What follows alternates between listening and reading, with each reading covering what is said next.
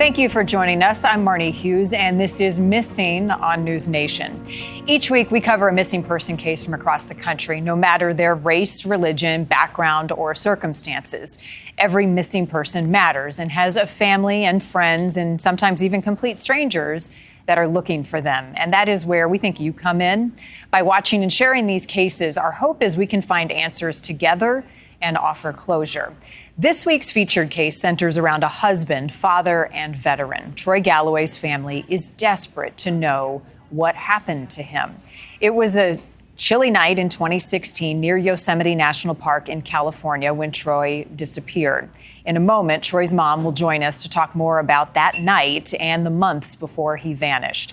First, though, we have a few other cases to bring to your attention. This is Echo Michelle Lloyd. According to her family, she was last seen in May 2020 in Warsaw, Missouri, at a Walmart and Dollar General store. Echo's family has set up a Facebook page. She has a tattoo on her forearm with the phrase "Let It Be" and some birds on her wrist. She also has the names of her 4 children, Kelsey, Casey, Kately, and Kylie, on her arm. Her case is an active and open investigation. Anyone with information should contact the Missouri State Highway Patrol. That number is on your screen. Sadly, the remains of Caleb Harris have been found. The 21-year-old University of North Texas college student was last seen in March. His remains were discovered in a wastewater collection point near his apartment. With a heavy heart, his mom, Becky, says, "While we grieve our son, we are at peace knowing he is with our Lord and Savior, Jesus Christ." The medical examiner says there is no obvious signs of foul play. Police are still, however, investigating his disappearance and death. Tiffany Whitton's mom is hoping a fresh look at her case brings some answers. The missing woman from Georgia was last seen on security cameras along with her boyfriend at the time, Ashley Caudle. He has spent the last 10 years in jail for selling meth, and police tell us he is the main person of interest in Tiffany's disappearance. No doubt, Ashley Caudle is the primary person of interest. He was agitated and angry about this whole situation at the Walmart. That was clearly evident from the Walmart video. The working theory is that whatever answers are out there, Ashley Caudle holds them, and he has not been forthcoming with us about things. I also spoke with Tiffany's mom, Lisa Daniels. Do you have a theory about what you believe happened, Lisa? We heard you a moment ago say that you're holding out hope that Tiffany is somewhere out there, but there's a reality to all of this. How do you walk that delicate balance of what you know and trying to understand what you still don't? Well, I don't let my mind go to the place that, a lot of people have said, well, maybe she was sex trafficked or maybe this, maybe that. I just will not let my mind go there. I do know that if she is still on this earth, that she's not in a place where she can reach out to the people who love her, because she would. She would never be gone for this long. She would never leave her family. I mean, when you talk about the milestones that she's missed, I mean, not only that, the death of her grandmother, who she just adored, she missed. And she's missed her sister's wedding, her daughter's graduation, the birth of her first niece, just so many things. And I know that she would not, she just wouldn't stay away. So, like I said, my intelligent mind says that she's no longer on this earth. And I would prefer to believe that than to believe that she's being held somewhere against her will. I would rather believe that she's not on this earth. If you have any information that can help in the ongoing search and investigation into Tiffany Whitton's case, you can contact the Marietta, Georgia Police Department. That number is on your screen.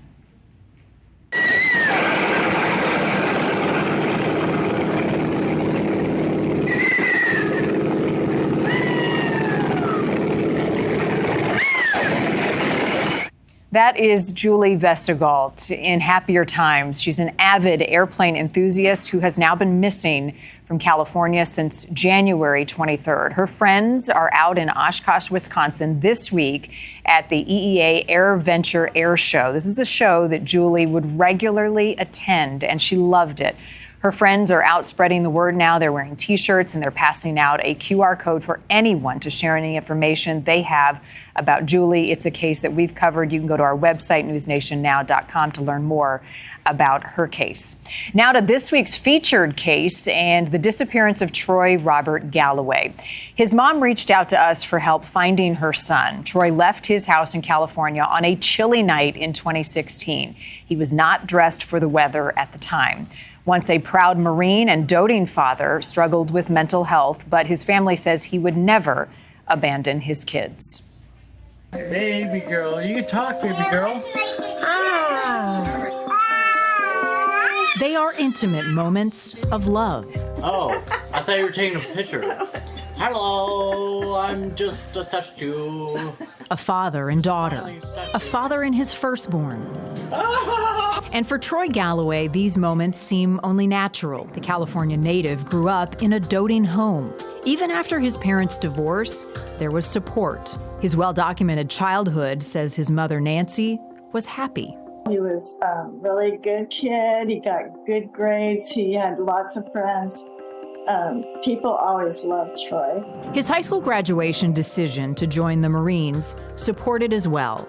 His father, Rich, a Marine in Vietnam. So I didn't know if it had anything to do with my background or it was just a choice that he made.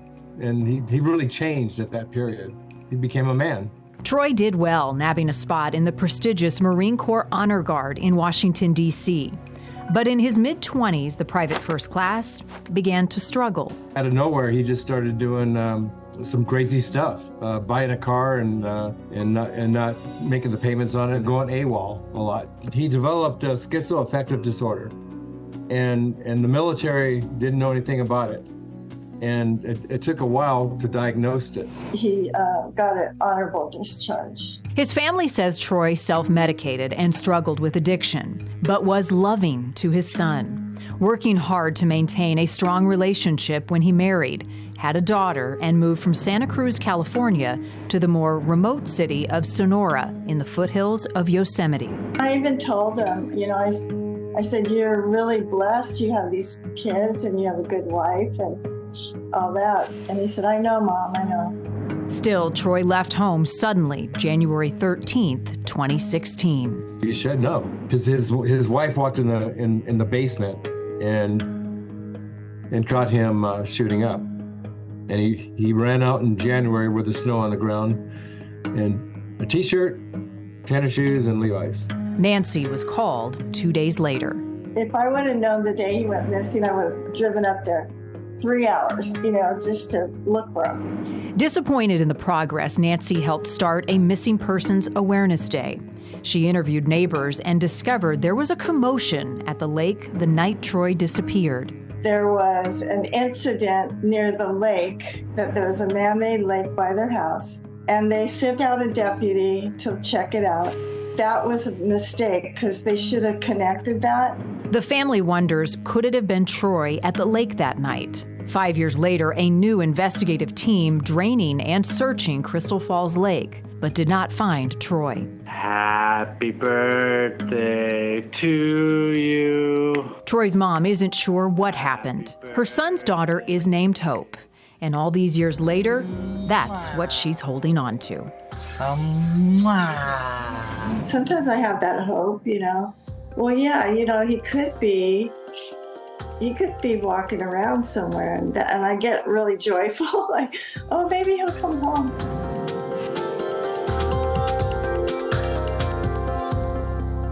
The family continuing to hold on to that hope. Joining me now is Troy's mom, Nancy Galloway. Nancy, thank you for being with us.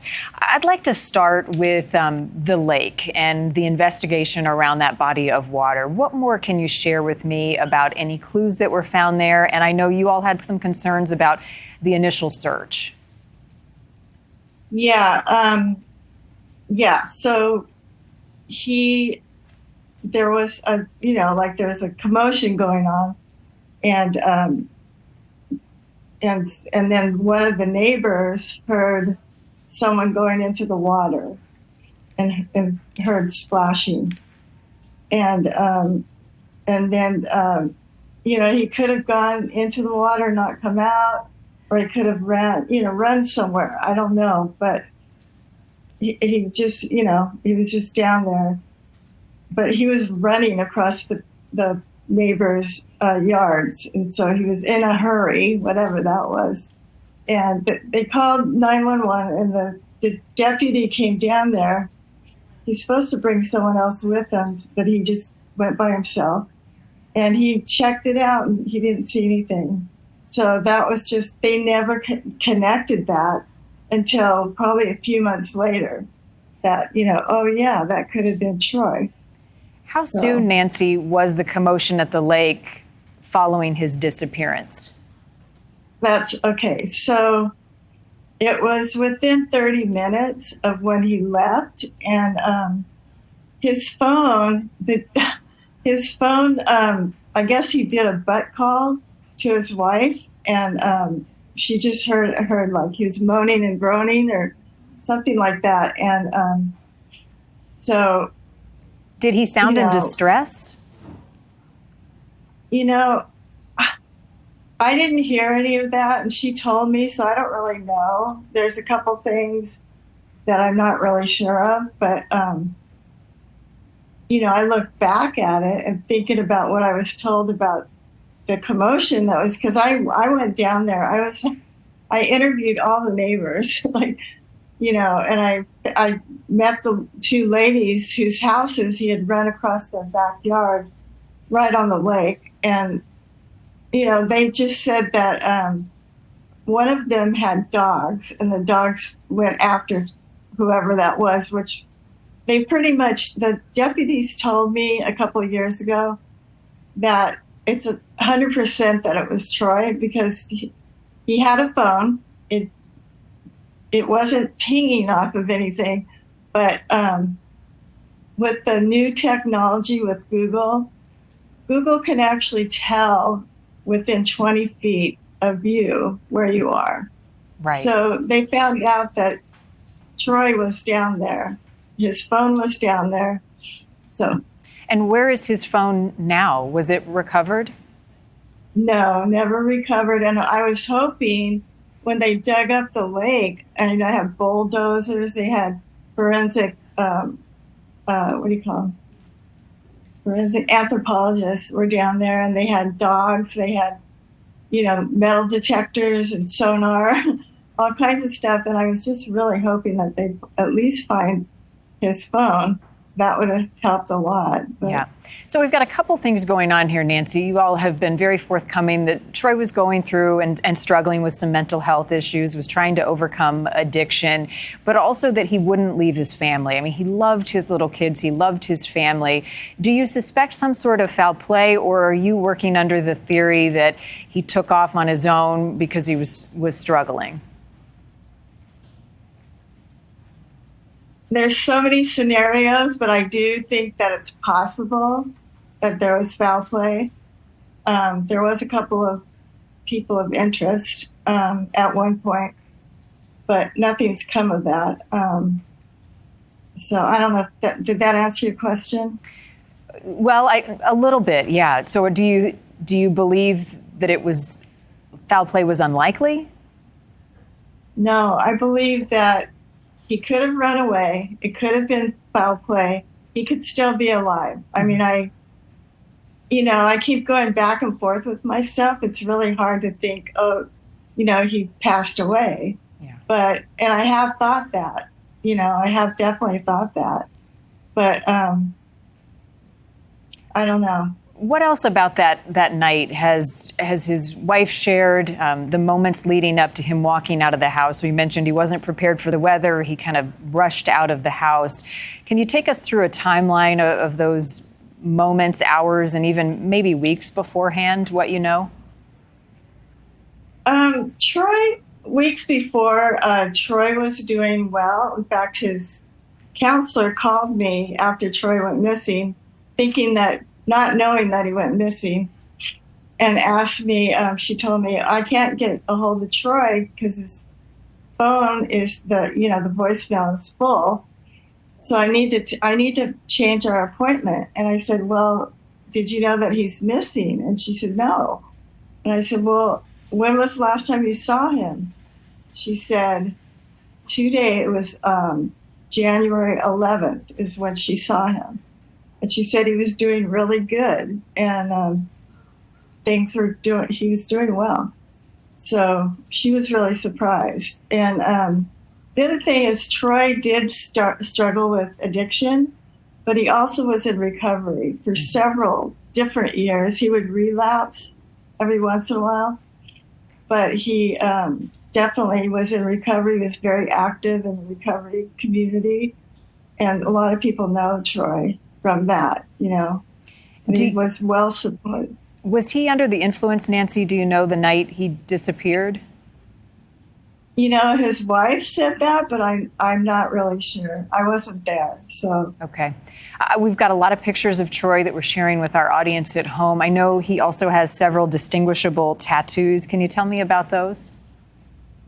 Yeah, on his back, he long time ago when he was like 18, he got a tattoo that was like a Santa Cruz, whatever, I don't know.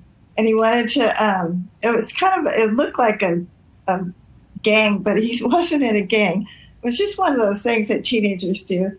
So he wanted to cover that up. And what he did is he had a full back tattoo where the person who did the tattoo covered up those letters, Santa Cruz, whatever. I can't remember what it was. It was just initials. And then I'm sure Troy told him what he wanted. It was like, there's the Grim Reaper or a devil down on the bottom of his back, and it's grabbing onto the leg of an angel. And it took me a long time to realize that when Troy was really probably like 10 or 11, I used to have these angels, or they're like fairies is what they are. And they were naked. And so I would tell him, oh, it's just a naked angel. So yeah, you can see that. I didn't realize till after he was gone, that's what he was doing. He wanted to put that. That was like a really positive thing for him. Right. So So, and then the other one on his arm, but lower arm, is the eternity symbol I think it's Japanese. And then the one on his shoulder is a cross, and it has Proverbs, and I don't remember the numbers, but I think it's 1824 according to my notes. Yeah, okay. Proverbs 1824. Okay. I never remember numbers. I'm really bad, but so that and then he put his friend's initials up on top. So his friend was his best friend for many years, and they were like brothers. And the Proverbs scripture talks about, people that are more than brothers. And, so it's like, yeah, there it goes. Yeah. So. Really identifiable tattoos on Troy's body. Have there been in these years, as you all have looked for him, any possible sightings, any breadcrumbs that have led you in one direction or another, Nancy?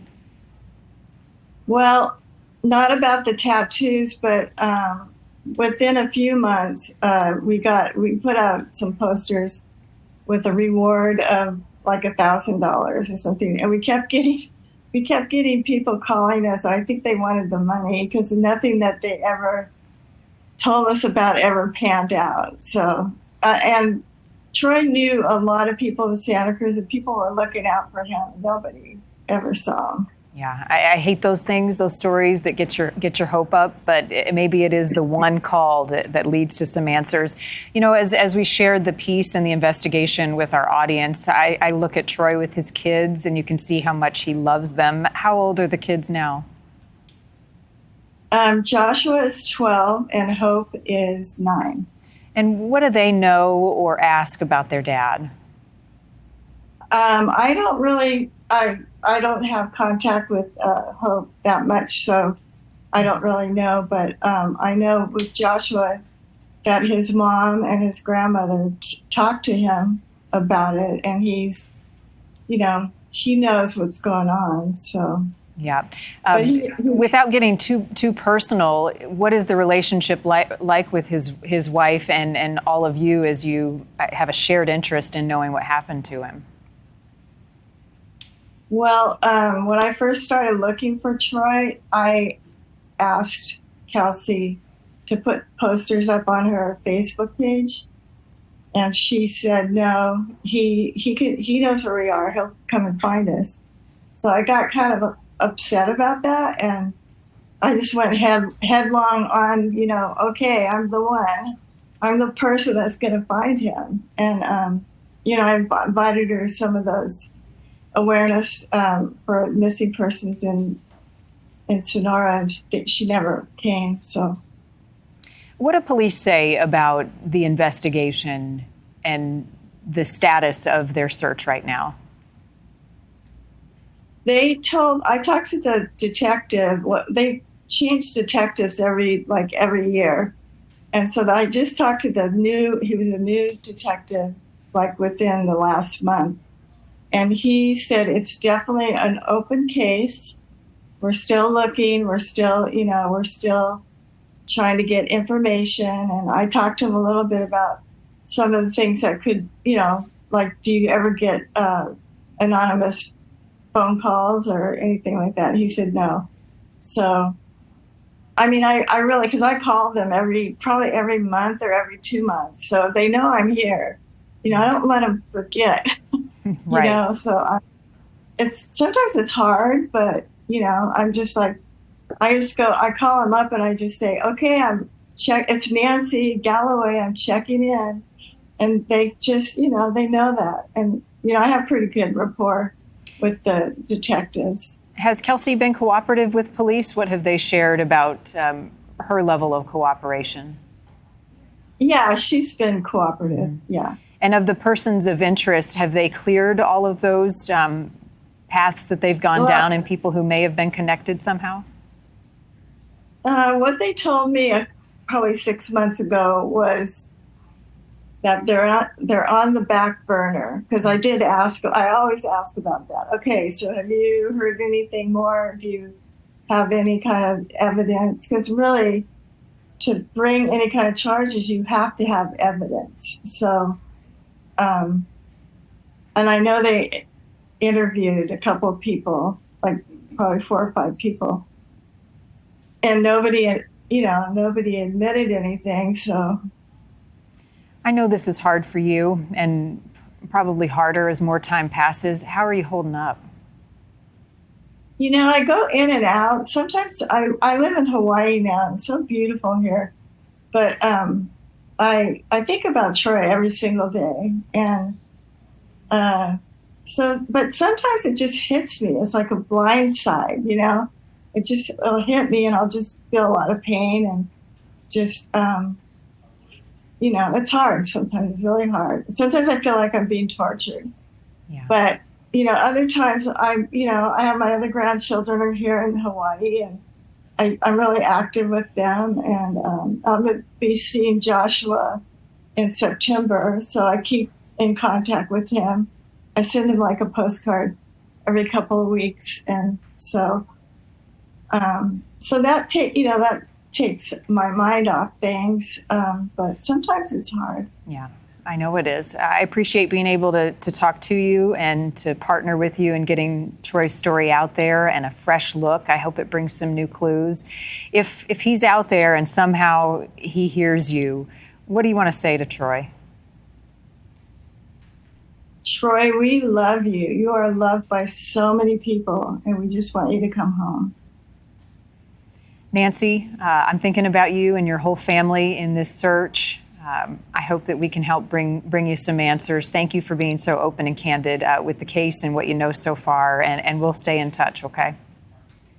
Yeah, and I want to thank you for doing this presentation. It really helps. I really appreciate it. Of course, and I hope it continues to. Nancy Galloway, thank you. We want to give you another picture of Troy Galloway. If you have any information that can help his family, his mom, and those who are looking for him in the ongoing search, the Tulum Sheriff's Office is actively investigating. They can be reached at the number on your screen, 209-533-5855. Want to give you a brief look at several other missing cases we've got on our radar right now. Jarrett Brooks was 16 years old when he was reported missing in July 2023. He is from Joseph City, Arizona. Police in Greeley, Colorado are asking for the public's help in the search for Casey Yoder, 24 years old, last seen January 14th of this year. According to friends, she made a call the day she vanished and was having a mental health crisis at the time. If you have a missing person case like many of the ones we've covered, we want to hear from you. You can scan the QR code on your screen. You can also check out other cases we are investigating and submit tips by going to our website, newsnationnow.com. I'm Marni Hughes in Chicago. Thank you, as always, for joining us. I will see you next time here on Missing.